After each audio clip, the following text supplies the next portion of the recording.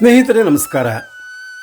ಕೇವಲ ಈ ಕ್ಷೇತ್ರದ ಗೋಪುರವನ್ನು ದರ್ಶನ ಮಾಡಿದರೆ ಸಾಕು, ಜನ್ಮ ಜನ್ಮಾಂತರದ ಪಾಪಗಳು ಕರಗಿ ಮುಕ್ತಿ ಸಿಗುತ್ತದೆ ಎಂದು ಪುರಾಣಗಳಲ್ಲಿ ಹೇಳಲಾಗಿದೆ.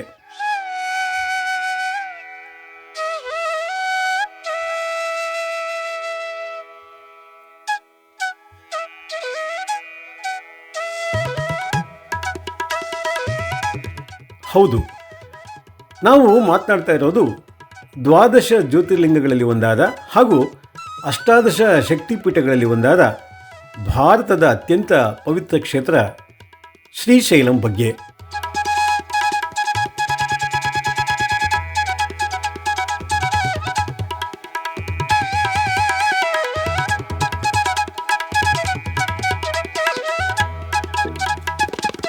ಕೃಷ್ಣಾ ನದಿಯ ದಡದಲ್ಲಿ ದಟ್ಟವಾದ ನಲ್ಲಮಲ್ಲ ಅರಣ್ಯದ ನಡುವೆ ನೆಲೆಸಿರುವ ಈ ಭೂಲೋಕದ ಕೈಲಾಸದ ಇತಿಹಾಸ ಏನು, ಇಲ್ಲಿಗೆ ತಲುಪುವುದು ಹೇಗೆ ಮತ್ತು ಇಲ್ಲಿ ನೋಡಲೇಬೇಕಾದ ಪ್ರಮುಖ ಜಾಗಗಳು ಯಾವುವು ಅನ್ನೋದನ್ನು ಇವತ್ತಿನ ಈ ವಿಡಿಯೋದಲ್ಲಿ ಕಂಪ್ಲೀಟ್ ಆಗಿ ತಿಳಿಸ್ಕೊಡ್ತೀವಿ.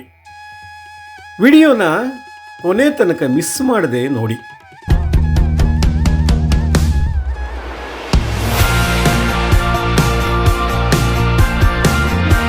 ಶ್ರೀಶೈಲ ಕ್ಷೇತ್ರಕ್ಕೆ ಸಾವಿರಾರು ವರ್ಷಗಳ ಇತಿಹಾಸ ಇದೆ. ಈ ಕ್ಷೇತ್ರದ ಅತ್ಯಂತ ದೊಡ್ಡ ವಿಶೇಷತೆ ಎಂದರೆ ಇದು ಶಿವನ ಜ್ಯೋತಿರ್ಲಿಂಗ ಮತ್ತು ಜಗನ್ಮಾತೆ ಪಾರ್ವತಿಯ ಶಕ್ತಿಪೀಠ ಎರಡು ಒಟ್ಟಿಗೆ ಇರುವ ಏಕೈಕ ಪುಣ್ಯಕ್ಷೇತ್ರವಾಗಿದೆ.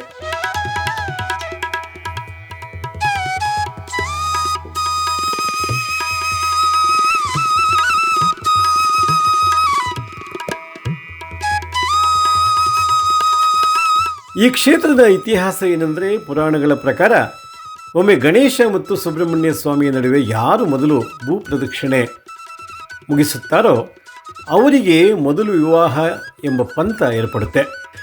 ಗಣೇಶ ತನ್ನ ಬುದ್ಧಿವಂತಿಕೆಯಿಂದ ತಂದೆ ತಾಯಿಗೆ ಪ್ರದಕ್ಷಿಣೆ ಹಾಕಿ ಗೆದ್ದು ಸಿದ್ಧಿ ಮತ್ತು ಬುದ್ಧಿಯರನ್ನು ವಿವಾಹ ಆಗ್ತಾನೆ. ಇದರಿಂದ ಕೋಪಗೊಂಡ ಕಾರ್ತಿಕೇಯ ಸ್ವಾಮಿ ಇಲ್ಲಿನ ಕ್ರೌಂಚ ಪರ್ವತಕ್ಕೆ ಬಂದು ಒಂಟಿಯಾಗಿ ನೆಲೆಸ್ತಾನೆ. ಮಗನನ್ನು ಸಮಾಧಾನ ಮಾಡೋದಕ್ಕೆ ಶಿವಪಾರ್ವತಿಯರು ಇಲ್ಲಿಗೆ ಆಗಮಿಸುತ್ತಾರೆ. ಮಲ್ಲಿಕಾ ಎಂದರೆ ಪಾರ್ವತಿ, ಅರ್ಜುನ ಎಂದರೆ ಶಿವ. ಹೀಗೆ ಇಬ್ಬರು ಇಲ್ಲಿ ಮಲ್ಲಿಕಾರ್ಜುನನಾಗಿ ನೆಲೆಸಿದರು ಎಂಬುದು ಐತಿಹಾಸಿಕ ನಂಬಿಕೆ.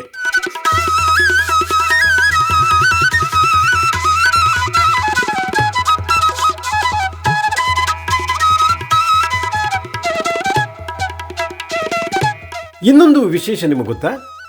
ಶ್ರೀಶೈಲಕ್ಕೂ ನಮ್ಮ ಕರ್ನಾಟಕಕ್ಕೂ ಅತ್ಯಂತ ಅವಿನಾಭಾವ ಸಂಬಂಧ ಇದೆ. ಅದೇನಪ್ಪ ಅಂದರೆ, ವಚನಕಾರ್ತಿ ಅಕ್ಕ ಮಹಾದೇವಿ ತನ್ನ ಆರಾಧ್ಯ ದೈವ ಚನ್ನಮಲ್ಲಿಕಾರ್ಜುನನನ್ನು ಅರಸುತ್ತಾ ಬಂದಿದ್ದು ಇದೇ ಶ್ರೀಶೈಲಕ್ಕೆ. ಮುಂದೆ ಇಲ್ಲಿನ ದಟ್ಟ ಅರಣ್ಯದಲ್ಲಿರುವ ಕದಳಿವನದಲ್ಲಿ ಅಕ್ಕ ಮಹಾದೇವಿ ತಪಸ್ಸು ಮಾಡಿ ಲಿಂಗೈಕ್ಯರಾದರು ಎಂದು ಹೇಳಲಾಗುತ್ತೆ. ಇಂದಿಗೂ ಯುಗಾದಿ ಹಬ್ಬದ ಸಮಯದಲ್ಲಿ ಕರ್ನಾಟಕದ ಮೂಲೆ ಮೂಲೆಗಳಿಂದ, ಅದರಲ್ಲೂ ವಿಶೇಷವಾಗಿ ಉತ್ತರ ಕರ್ನಾಟಕ ಭಾಗದಿಂದ ಲಕ್ಷಾಂತರ ಭಕ್ತರು ಶ್ರೀಶೈಲಕ್ಕೆ ಪಾದಯಾತ್ರೆ ಹೋಗುವ ಸಂಪ್ರದಾಯವನ್ನು ಇಟ್ಟುಕೊಂಡಿದ್ದಾರೆ.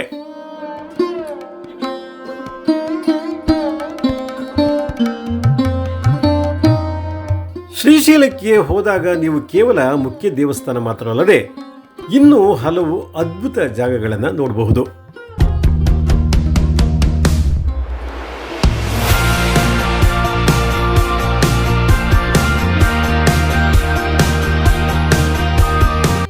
ಮಲ್ಲಿಕಾರ್ಜುನ ಮತ್ತು ಭ್ರಮರಾಂಬಿಕಾ ದೇವಸ್ಥಾನ.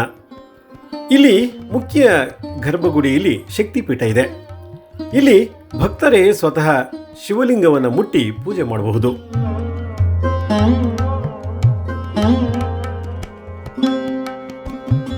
ಪಾತಾಳ ಗಂಗೆ, ಕೃಷ್ಣಾ ನದಿಯ ಪವಿತ್ರ ನೀರು ಇಲ್ಲಿದೆ. ಇಲ್ಲಿಗೆ ಹೋಗೋದಕ್ಕೆ ಮೆಟ್ಟಿಲುಗಳು ಹಾಗೂ ರೋಪ್ವೇ ಸೌಲಭ್ಯ ಕೂಡ ಇದೆ. ಇಲ್ಲಿ ಪವಿತ್ರ ಸ್ನಾನ ಮಾಡಿದಲ್ಲಿ ಎಲ್ಲ ಪಾಪಗಳು ಪರಿಹಾರ ಎಂಬ ಪ್ರತೀತಿ ಇದೆ. ಶ್ರೀಶೈಲ ಡ್ಯಾಮ್, ಕೃಷ್ಣಾ ನದಿಗೆ ಅಡ್ಡಲಾಗಿ ಕಟ್ಟಲಾದ ಅತ್ಯಂತ ಭವ್ಯವಾದ ಅಣೆಕಟ್ಟು ಇದಾಗಿದೆ. ಮಳೆಗಾಲದಲ್ಲಂತೂ ಇದರ ದೃಶ್ಯ ಕಣ್ಣಿಗೆ ಹಬ್ಬ ಎಂದರೆ ಅತಿಶಯೋಕ್ತಿಯಲ್ಲ.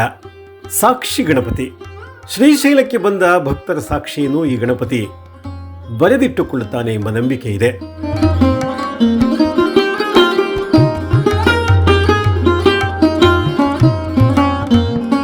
ಶಿಖರೇಶ್ವರಂ, ಶ್ರೀಶೈಲದ ಅತ್ಯಂತ ಎತ್ತರದ ಪ್ರದೇಶ ಇದಾಗಿದೆ.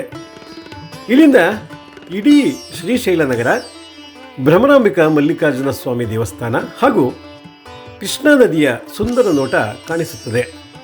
ಸರಿ, ಹಾಗಾದರೆ ಶ್ರೀಶೈಲಕ್ಕೆ ಹೋಗೋದು ಹೇಗೆ? ರಸ್ತೆ ಮಾರ್ಗವಾಗಿ ಬೆಂಗಳೂರು ಅಥವಾ ಹೈದರಾಬಾದ್ನಿಂದ ನೇರ ಬಸ್ ಸೌಲಭ್ಯಗಳಿವೆ. ಹೈದರಾಬಾದ್ನಿಂದ ಸುಮಾರು 210 ಕಿಲೋಮೀಟರ್ ದೂರದಲ್ಲಿದೆ ಶ್ರೀಶೈಲಂ. ದಟ್ಟವಾದ ಕಾಡಿನ ನಡುವಿನ ಘಾಟ್ ಸೆಕ್ಷನ್ ಪ್ರಯಾಣ ನಿಜಕ್ಕೂ ರೋಮಾಂಚನಕಾರಿಯಾಗಿರುತ್ತೆ.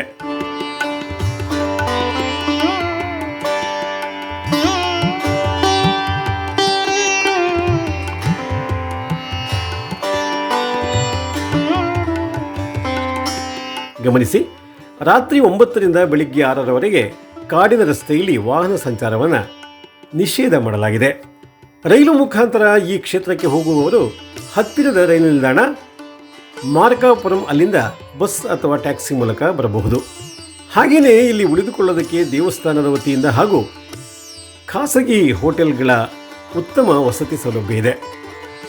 ಆನ್ಲೈನ್ನಲ್ಲಿ ಮುಂಚಿತವಾಗಿ ಬುಕ್ ಮಾಡಿಕೊಳ್ಳುವುದು ಮತ್ತು ಇಲ್ಲಿಗೆ ಹೋಗಿ ಬರುವುದು ಉತ್ತಮ.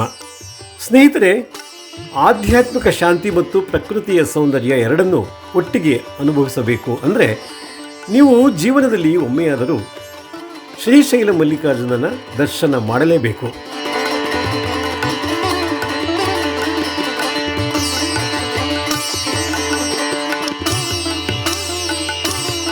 ನಿಮಗೇನಾದರೂ ಈ ಮಾಹಿತಿ ಇಷ್ಟ ಆಗಿದರೆ ದಯವಿಟ್ಟು ವಿಡಿಯೋಗೆ ಒಂದು ಲೈಕ್ ಮಾಡಿ, ನಿಮ್ಮ ಫ್ಯಾಮಿಲಿ ಮತ್ತು ಫ್ರೆಂಡ್ಸ್ ಜೊತೆ ಶೇರ್ ಮಾಡಿ. ಇನ್ನೂ ಹೆಚ್ಚಿನ ಟ್ರಾವೆಲ್ ಮತ್ತು ಇನ್ಫಾರ್ಮೇಟಿವ್ ವಿಡಿಯೋಗಳಿಗಾಗಿ ನಮ್ಮ ಚಾನಲನ್ನು ಈಗಲೇ ಸಬ್ಸ್ಕ್ರೈಬ್ ಮಾಡಿ. ಕಾಮೆಂಟ್ ಬಾಕ್ಸ್ನಲ್ಲಿ ಓಂ ನಮಃ ಶಿವಾಯ ಅಂತ ಬರೆಯೋದನ್ನು ಮರಿಬೇಡಿ. ಮುಂದಿನ ವಿಡಿಯೋದಲ್ಲಿ ಮತ್ತೆ ಸಿಗೋಣ.